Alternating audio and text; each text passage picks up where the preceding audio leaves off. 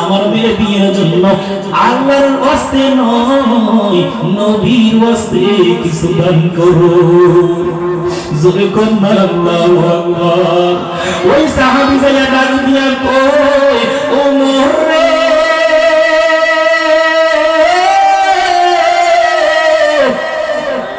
ও ওমর, আরে আল্লাহর ওয়াস্তে নয় আমার নবীর ওয়াস্তে কিছু দান করো, নবীর ওয়াস্তে কিছু দান করো। কথাটা শোনার সঙ্গে সঙ্গে ওমরের চোখে মুবারকের সামনে দিয়া পানিগুলো জোর করে পড়তেছে। ওমর ডাক দিয়ে কইছে নবী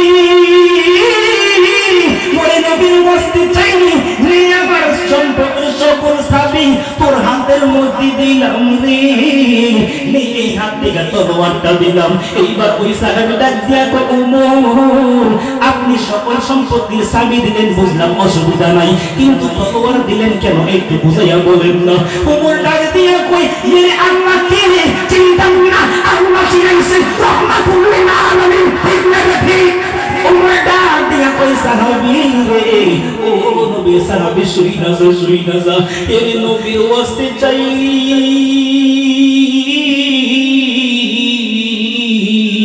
আমার সম্পদের সকল চাবি তোর হাতে দিলাম, আরেক হাতের মধ্যে তলোয়ার কেন দিছি জানুনি? ওরে আমার সম্পদের সকল কিছুর চাবি দিলাম, সকল সম্পদ নিজে বানা দিতাম না, সকল সম্পদ নেওয়ার পরে যদি তোর না হয় বাম হাতের মধ্যে তলোয়ার দিলাম, প্রয়োজনে জানি ওমরে গর্দানটা নিবি, খোদার কসম নবীর ওয়াস্তে বাধা দিতাম না। জোরে কোন আল্লাহু আকবার। আমার সম্পদের সকল কিছু নিবি রে, আমার নবীর ওয়াস্তে বাধা দিতাম না। জবান খুলে কন্যা ইয়া রাসূলুল্লাহ।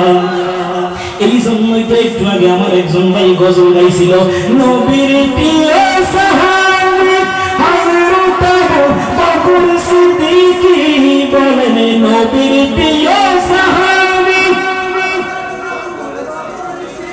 কি বাংলাদেশে শুইলা পাশে বাংলাদেশে যাইয়া দেখো মদিনা মদিনা মদিনা আশিক মুমিনের ঠিকানা বলেন না মদিনা মদিনা আশিক মুমিনের ঠিকানা।